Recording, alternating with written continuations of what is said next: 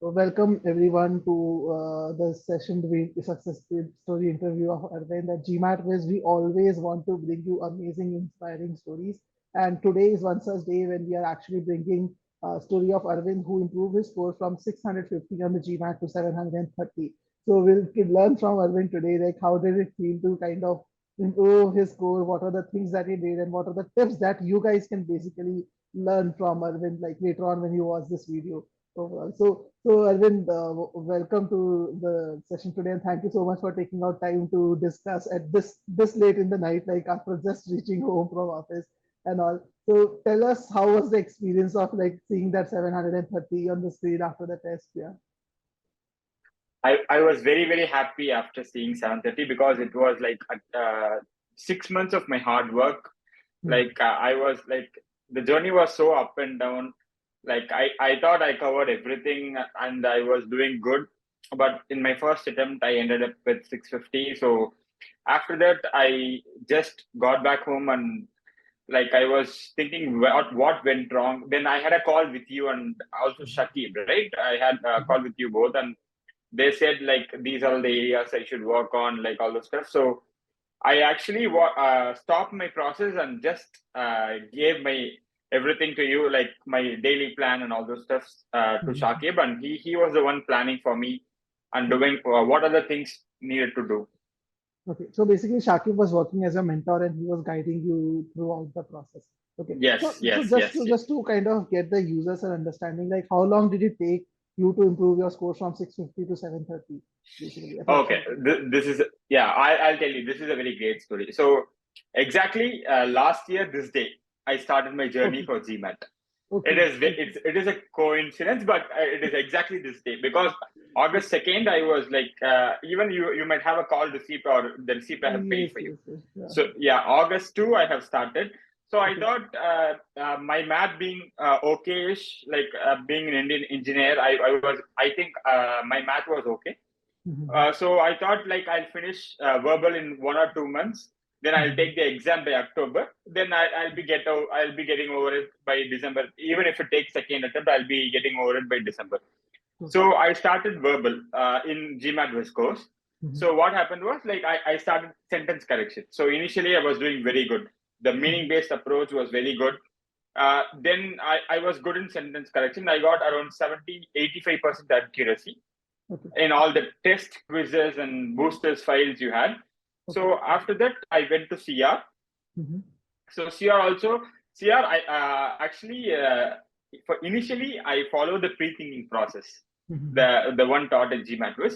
But mhm, as the time goes, me being so I thought I can skip the pre-thinking and go directly to the question. So mhm, in due time, I was like skipping pre-thinking and directly going to the answers.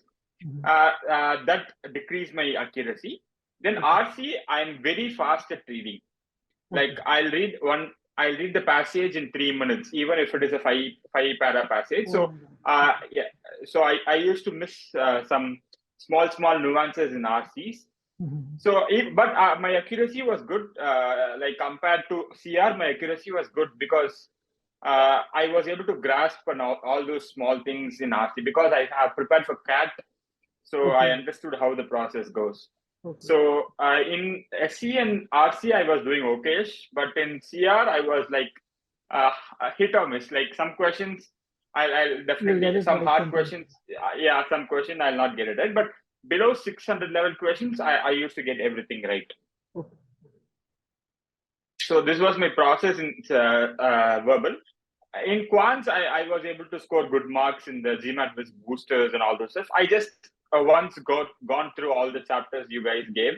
Mhm, Then the quant, I used to regularly score between 48 to 51.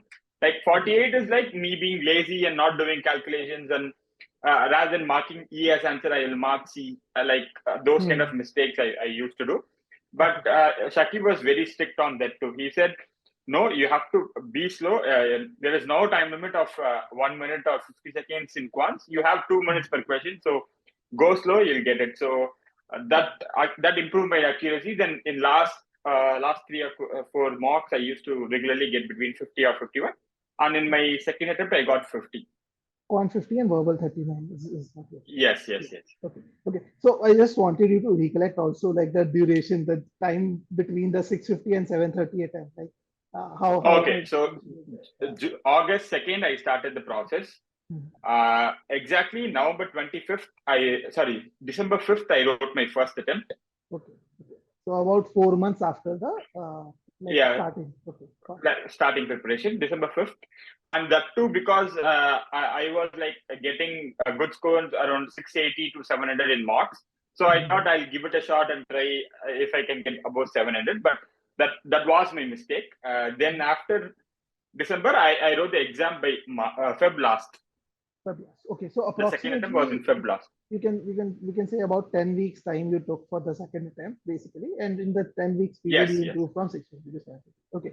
So let's yes, focus yes. on this 10-week journey because there are a lot of people who kind of get to the 650 level, 640, 650 level to kind of after working on the basics, foundational things and all. But that last mile push, that last final sprint of that 87, 80, 70, 80 point or 100 point jump is something where people miss out on. So, what did you realize, Arvind? Like, what was going wrong with the way you were studying, or like the way you were approaching questions? What did you think was the main reason which was actually stopping you from getting across that 700 mark, maybe 730 in that first attempt? Like, what did you like change in your approach? What went wrong? Yeah. So what happened was after I got 650, I stopped and I talked to Shakib and all those on you. Then Mhm. what I did was I took private tutoring from Sunita ma'am for verbal. Okay. Okay. So Yeah. in that So 650 yeah, attempt, what was your verbal score? Like, do you recollect that? 28, I think. 28. Okay. 28 or 27, I don't know exactly, but 28 or 27. Okay, so you realize that your quant was performing well. Like in quant, you would have scored 49 or Yes, 50 in the first attempt also then, right? yes. So Quant, I scored 48 in first attempt. first It attempt. was very tough. The paper was very tough in first attempt. I don't know why, but all my friends who wrote in the Chennai Center told me the exact same thing. Like it was very tough in the first attempt, quant. Okay. But still, you ended up with a decent enough score. Like obviously, Yes, you yes, could have yes, done better, but you ended up with a decent enough yes, score. So verbal was the main area of improvement for you in the second attempt, basically. Okay. yes, So you mentioned you took private sessions with Sunita ma'am. yes. But like, what changed? Like, what did you feel like through the sessions or through your analysis? What was like what was not working out for you earlier, or what needs to change, basically? Okay, so so first thing is as Shakib asked me to do, I have started GMAT quiz. Like GMAT, there is a quiz section in GMAT Club, right? So Mhm. Shakib told me 10 questions, 12 minutes for SC, Okay. 10 questions, 15 minutes for CR. Okay. Like he asked me to do the quizzes. Okay. So what happened was in many questions, in 700 and plus questions, even 650 and plus questions, Mhm. I was I was like too fast. I was skipping the meaning based approach. Okay. Okay. So for example, if like I got into my pattern recognition mode. If I saw this, okay, I'll go directly to this. So Okay. it was like a math thing. So I was like directly going to that method rather than doing meaning based approach. But Mhm. I know meaning. I was like I was Aware of good the at meaning meaning based based approach. approach. Yeah. Mhm. So what Shakib said is, take your time, start only practice in meaning-based approach, and Mhm. just see what time you are taking. My accuracy was very good in meaning-based approach, but if I just like switch off that mode, my accuracy hit very bad. Like it was Mhm. even 50% at one point of time. So Okay. I stopped all those pattern recognition, and Sunita ma'am was very blunt about it. Aravind, Mhm. if you're going to pattern recognize it, you'll not even score 27 next time. So this was the exact word she said. So so what I thought was, so okay, I'll stop it. I'll just start with meaning based approach again. So I watched all the lectures again, Okay. So if I, and she has uh, again, yeah, please continue. Please continue. Just yeah, summarize it. and she like, and what happened was she gave me a question. She Mhm. asked me to solve it out loud. Okay. Okay. So while I was solving, I was able to solve it out loud. But she gave me 1 minute to get me the correct answer. Mhm. So in that particular time, my sometimes I used to do pattern recognition. I end up with the wrong options of the two. Like three, I was able to eliminate good, but last two, I used to do it wrongly. She said Mhm. you're knowing the right steps and right process, but don't go into that pattern recognition with like mode and start doing the wrong. So she was Okay. pinpointing each and every question and all those things. So what happened was, like, she asked me separately for each and every section in SE itself, like modifiers, parallel. So everything parallelism. So everything she was like, stop, start. Like she was like my checker. Like I'll understand what she is expecting of me, so I'll do the meaning based approach. So it was like that, and she gave me some exercise to do it. But what happened was, I was done with all the questions so far. It has been created in SEs because I used to do very fast. I finished everything. So she gave me a different kind of questions from GMATWhiz. So like this process, step by step, I got used to it, all the methods, and my accuracy also improved. Even time also, when I first started, it was like 2 minutes 25 seconds, 2 minutes 50 seconds. It gradually reduced to 1 minute 40 seconds, 50 seconds, the meaning based approach. So this is how I improved my SC. Okay, so just to summarize, what I understand is that when you started your preparation, like back in August, when GMAT is, you were actually learning the meaning-based approach and you were applying that meaning-based approach as well. And your score also was great in the modules because of that. You were getting around 75, 80 percentile in SC initially. But after some time, when you started moving forward and all, like you kind of sometimes went away from the meaning-based approach and started looking at pattern recognition and all. And then when the pattern recognition started happening, most of the times your accuracy was not very great, and that is something which also happened on the test day. Basically, like you started going in the pattern recognition mode, and once you came back to the meaning-based approach again, basically the score started going up once again for you, right? So this is a very, very important lesson for all of you who are watching this later on. Please note this down, guys. Don't be impatient. That is very, very important. You have to be patient with the meaning-based approach. Aravind, when he started with the meaning-based approach, understood it well, was able to solve questions, but it was taking him longer. He mentioned right away, right, that 2 minutes 25 seconds, 2 minutes 30 seconds also it was taking, but you can't expect your timing to go down in one go. Okay, Arvind moved to a different methodology in between. That's one thing which happened, but he realized the mistake and then he started working on the right method again. And he himself is saying that he was able to solve SC questions using the meaning-based approach in 1 minute or under 1 minute also in many cases.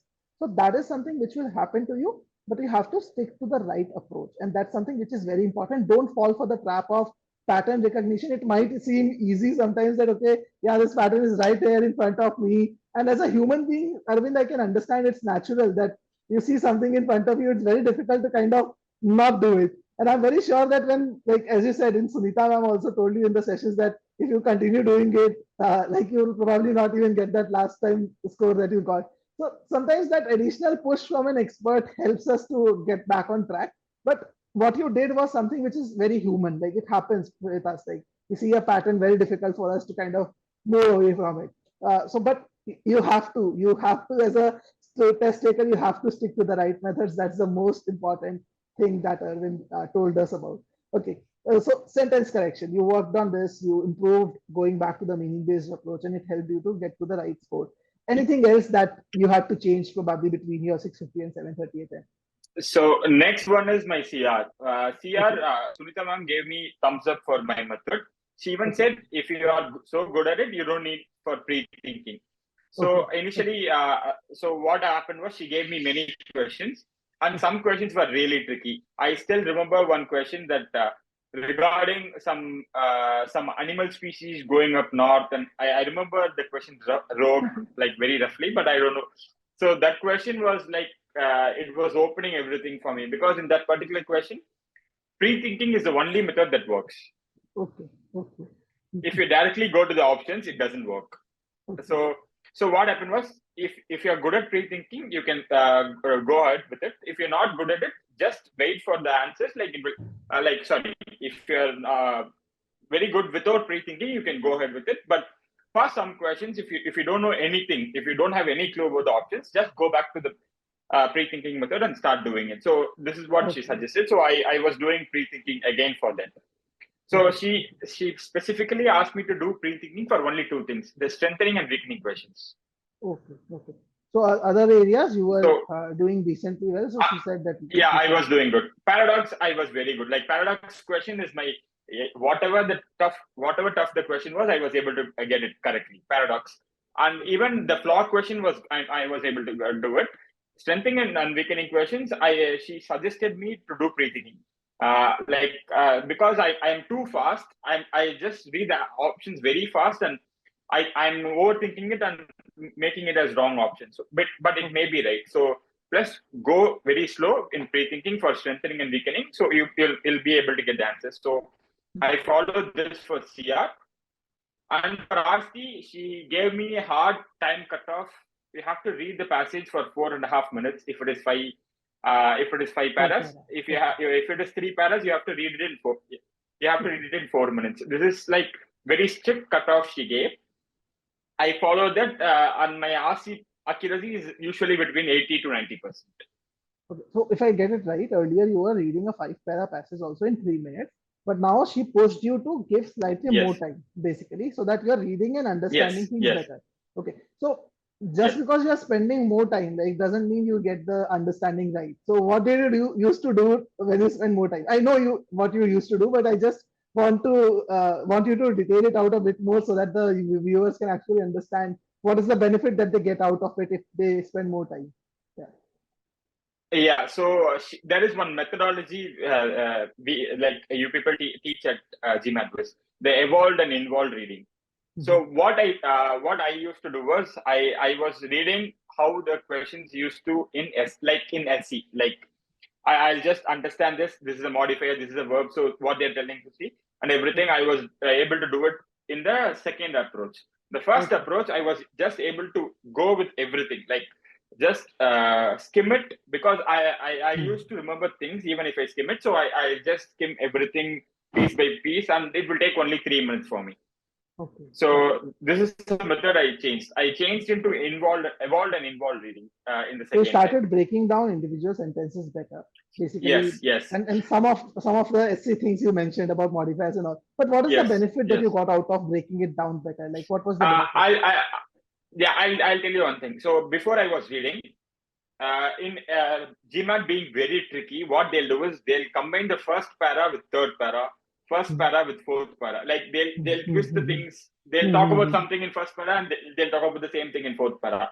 So after reading in this involved and evolved reading methodology, so what I thought was, after finishing first para, I was able to get a grasp of something. Even if they talk something different about the second para, I was able to distinguish it, both the things separately. So even if they give it as a puzzle, so first para and fourth para, they're talking about this. Second para and third para, they're talking about this. So I was able to differentiate it. Okay. So you're able to understand the structuring of the passage also, in terms of what is the purpose of each para and what is the overall structuring and all. Yes.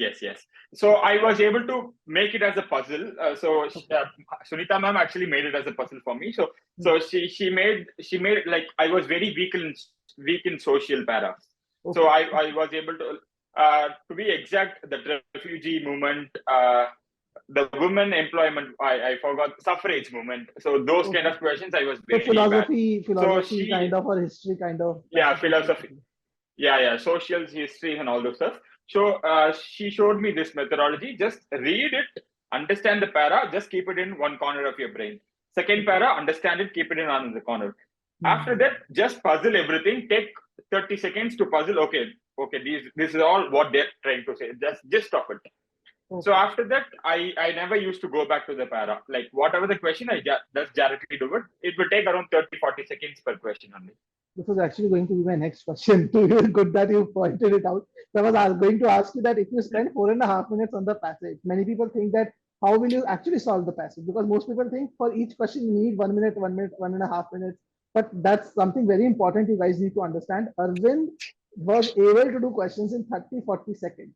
So technically, 4 questions you are able to solve in about 2.5 minutes, and 4.5 minutes for a 5 para passage combined gets you a 4-question, 5 para passage done in 7 minutes. That's less than 2 minutes per question. Correct?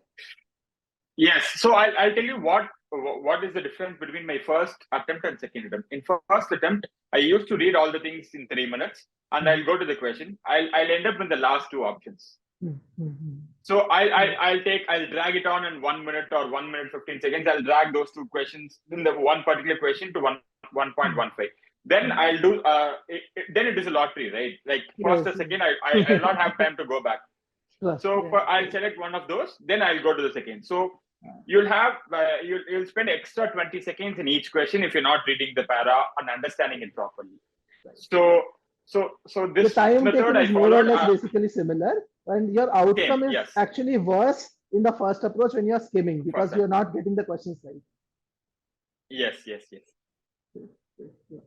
Very, very well said. So, great tips on all three areas of verbal, and I'm very sure that a lot of people who are gonna take the GMAT now, like now the round one and round two are approaching very close. A lot of people are gonna take the GMAT. They're gonna take a lot of learnings from your understanding and maybe do better as well. So that's really great. So, any other tips for test taking or mocks that you use, Arvind? Because I see that in quant, so you were like decently good. You mentioned about going through the GMATWhiz curriculum, using the GMAT lab test, and also connecting with Shakib, who was your mentor, to understand where to spend your energy. But any other test taking tips or tricks or tips basically that you want to do?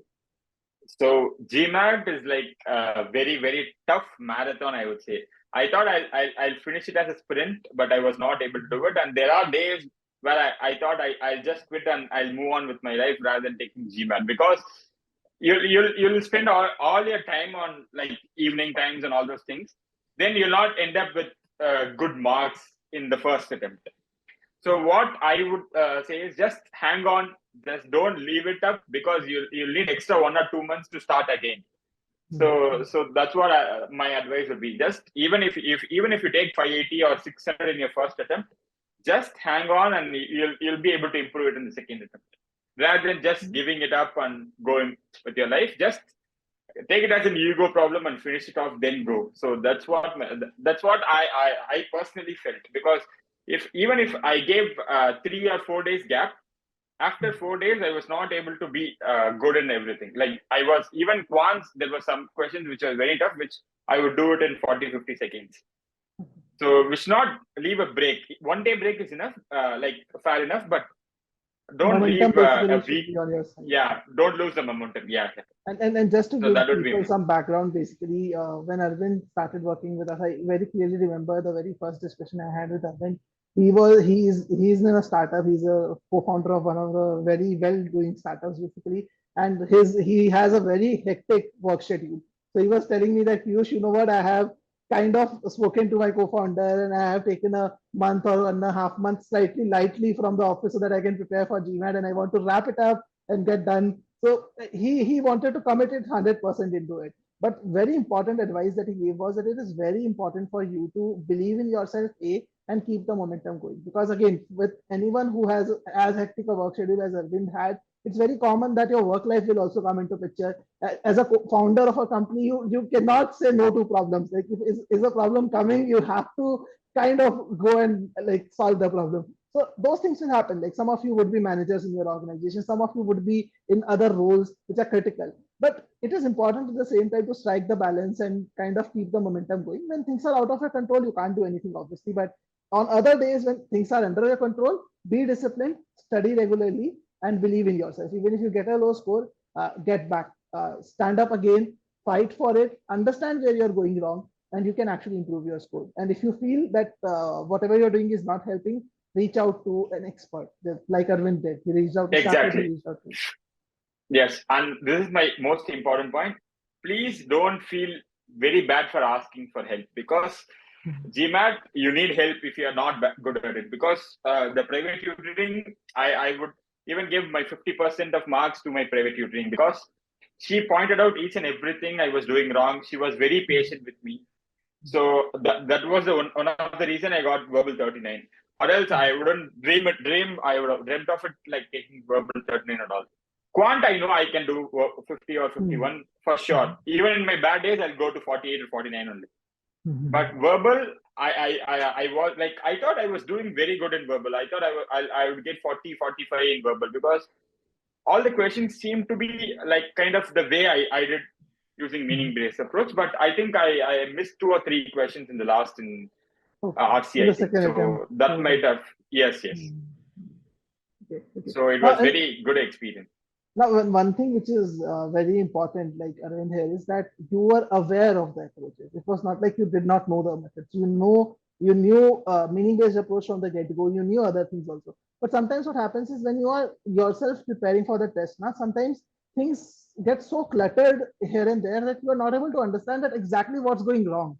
And the private tutoring probably helped you to shift through all those clutter and see clearly that okay, this is where I need to put in my energy. So that clarity of thought is something which is always important, not just the approach or the methodologies. The clarity of thought coming from a different expert always helps as well, is what I feel. So I thought I can break the process by going to pattern recognition, but it bite me back. So I learned my lesson there. So if I have put my heart in meaning based approach more, I would have scored probably a little more in my first approach. So that is what my takeaway was. So I thought, okay, I'll break this system. I'll be very smart, and I'll just go to the pattern recognition, because some questions like were giving me results in pattern recognition. Like in pattern recognition, I'll do the questions in 30 or 25 seconds most. Happens. I So totally understand. so yes, so I broke that process. So I went back to it again. So I started doing it. Then I was able to do good. So my very big advice would be like, don't break the process. Trust the process. Even if it takes more time per question, trust the process. You'll be good at it. That's really, really great advice. And thank you so much, Arvind, for taking out time today and speaking to people about your journey. I'm pretty sure that a No, lot of people will find it inspiring. yes. Thank you guys for supporting me. Like it was like GMATWhiz was very kind to me. Like I was probably the troublesome kid, so I was No, asking no, private you're not. tutoring and all those things. So you guys were very sweet to accommodate me. So thank you so much for that.